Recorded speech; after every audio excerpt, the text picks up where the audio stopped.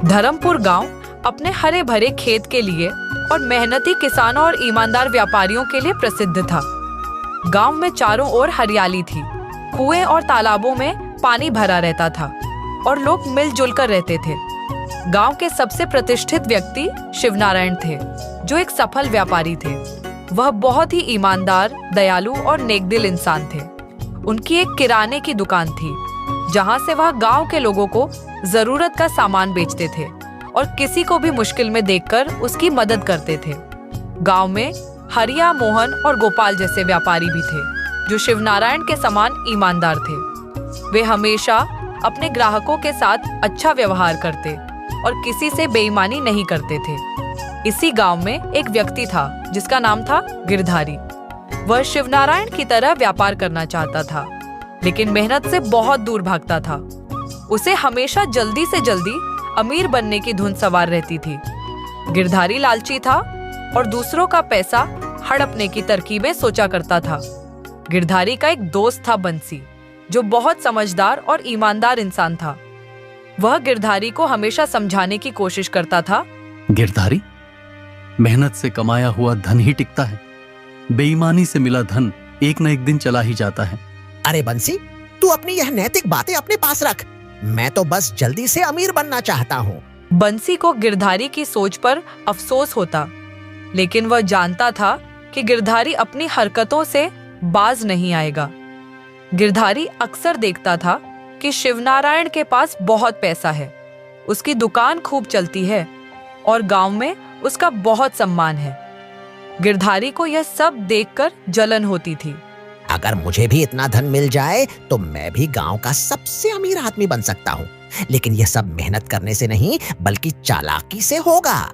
गिरधारी हर रोज नए नए तरीकों के बारे में सोचता रहता, जिससे वह बिना मेहनत के अमीर बन सके। एक दिन उसे एक चालाकी भरी योजना सूझी। एक दिन की बात है, गिरधारी अपने घर में बैठ के सोच रहा था, अगर मैं शिवनारायण से कुछ पैसे उधार ले लूं और उसे वापस न करूं तो मेरा काम बन सकता है। अगले दिन गिरधारी बहुत ही दुखी चेहरा बनाकर शिवनारायण की दुकान पर पहुंचा। भाई शिवनारायण, मैं एक नया व्यापार शुरू करना चाहता हूं, लेकिन मेरे पास पूंजी नहीं है। अगर तू मेरी मदद कर दे तो तेरा पैसा दोगुना हो जाएगा। गिरधारी, व्यापार में ईमानदारी जरूरी होती है। मैं बिना भरोसे के किसी को पैसा नहीं देता। अरे भाई, तू जानता है कि मैं मेहनती हूँ, बस थोड़ा हाथ बढ़ा दे, फिर देखना कैसे हम दोनों अमीर बनेंगे। शिवनारायण को थोड़ा संदेह हुआ, लेकिन गिरधारी की मीठी मीठी बातों में आकर उसने उसे एक बड़ी रकम उधार दे दी। गिरधारी को जैसे ही पैसे मिले, उसने असली रंग दिखाने शुरू कर दिए। उसने व्यापार शुरू करने की बजाय उन पैसों से मौज मस्ती करना शुरू कर दिया। वह रोज नए कपड़े पहनता और गांव में ऐंठ कर चलता। गांव के लोग उसकी इस नई चाल को देखकर हैरान थे। गांव के 3 व्यापारी हरिया, मोहन और गोपाल ने जब गिरधारी की हरकतें देखी तो उन्हें शक हुआ। गिरधारी ने तो कहा था कि वह व्यापार करेगा, लेकिन यह तो हर दिन नई पोशाक पहनकर घूम रहा है। हाँ भाई, मुझे भी शक हो रहा है। चलो हम सभी चलते और शिवनारायण को ये बात बताते हैं। तीनों व्यापारी शिवनारायण के पास गए और उसे गिरधारी की असलियत बताई। जब शिवनारायण को यह सब पता चला तो उसे बहुत आश्चर्य हुआ। गिरधारी ने मेरे पैसों का इस तरह से दुरुपयोग किया, मुझे उससे बात करनी होगी। अगले ही दिन शिवनारायण गिरधारी के घर पहुंचा। गिरधारी, मेरा उधार लौटाने का समय हो गया है। मुझे पैसों की जरूरत है, मुझे मेरे पैसे लौटा दो। भाई शिवनारायण, मुझे व्यापार में घाटा हो गया है, मुझे थोड़ा और समय दे दो। कुछ ही दिन में मैं तुझे तेरा पूरा पैसा वापस लौटा दूंगा। अब शिवनारायण को गिरधारी पर पूरा संदेह हो गया। दूसरे दिन गांव की पंचायत बुलाई गई। गिरधारी, तूने शिवनारायण के पैसे क्यों नहीं लौटाए? मुखिया जी, मैंने कोई चोरी नहीं की। मुझे व्यापार में घाटा हो गया तो इसमें मेरी क्या गलती है? तभी गांव के कुछ लोगों ने मुखिया जी को बताया कि गिरधारी व्यापार के नाम पर धोखा दे रहा था और पैसे उड़ाने में लगा था। मुखिया जी, मैं गिरधारी को बचपन से जानता हूं। ये हमेशा दूसरों को धोखा देने की सोचता है। मुझे भी इस पर भरोसा नहीं है। गिरधारी, जब तूने शिवनारायण को धोखा दिया तब तो तुझे बड़ा मजा आ रहा था। अब भोगते रहो अपनी करनी का फल। गिरिधारी, तूने बेईमानी से पैसा कमाने की सोची थी ना, देख अब तेरा क्या हाल हो गया। गिरधारी को अब अपने किए पर पछतावा हो रहा था, लेकिन समय बीत चुका था। अब कोई भी उसकी मदद करने को तैयार नहीं था। एक दिन भूख से बेहाल होकर गिरधारी गांव के बाहर के खेतों में चला गया।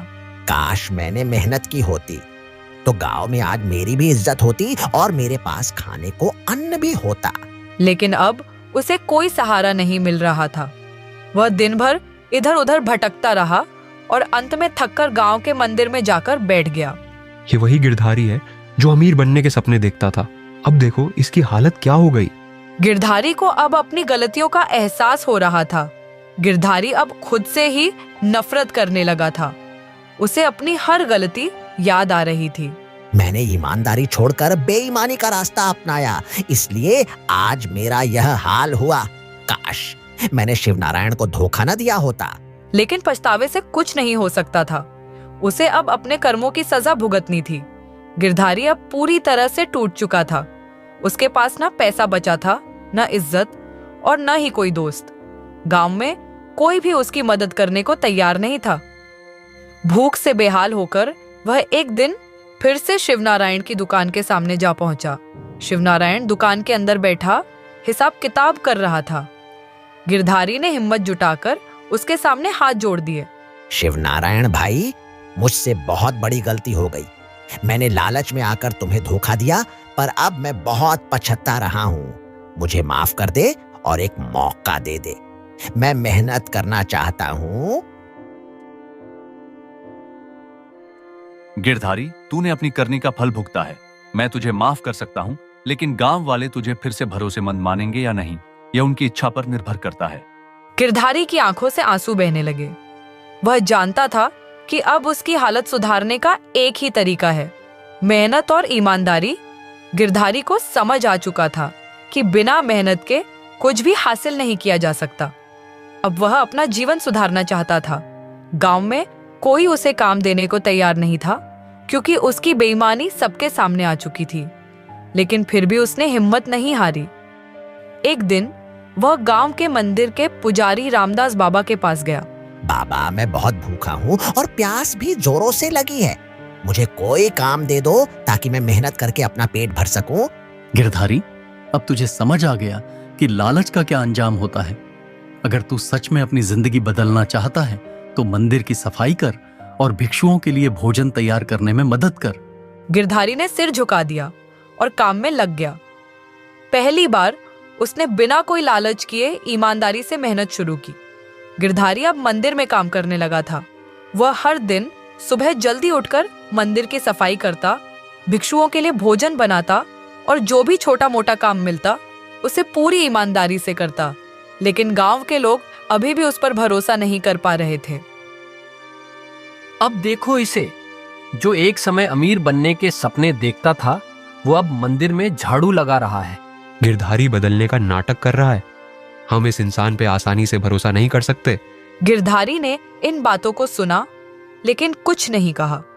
वह जानता था कि जब तक वह अपने कर्मों से खुद को साबित नहीं करेगा, तब तक लोग उसे स्वीकार नहीं करेंगे। शायद गिरधारी अब सच में बदल गया है। हमें इसे एक और मौका देना चाहिए। भाई, मैंने पहले बहुत गलतियां की हैं। अब मैं सच में बदलना चाहता हूँ। मुझे कोई लालच नहीं है, बस अपने गांव और लोगों का विश्वास वापस पाना चाहता हूँ। शिवनारायण को गिरधारी की सच्चाई का एहसास हुआ। उसने पहली बार उसे इंसान कहा। गिरधारी, तूने आज साबित कर दिया कि इंसान अगर चाहे तो बदल सकता है। तुझे दूसरा मौका मिलना चाहिए। गिरधारी, मैं तुझे बहुत पहले समझाता था, लेकिन देर से ही सही तूने मेरी बात समझ ली। हाँ बंसी, अब मुझे समझ आ गया है कि मेहनत और ईमानदारी ही असली दौलत है। लालच का अंत हमेशा बुरा होता है। धोखे और बेईमानी से कुछ समय के लिए पैसा कमाया जा सकता है, लेकिन यह ज्यादा दिन तक नहीं टिकता। मेहनत और ईमानदारी से ही असली सफलता मिलती है। इंसान चाहे तो अपने कर्मों से अपनी गलतियों को सुधार सकता है,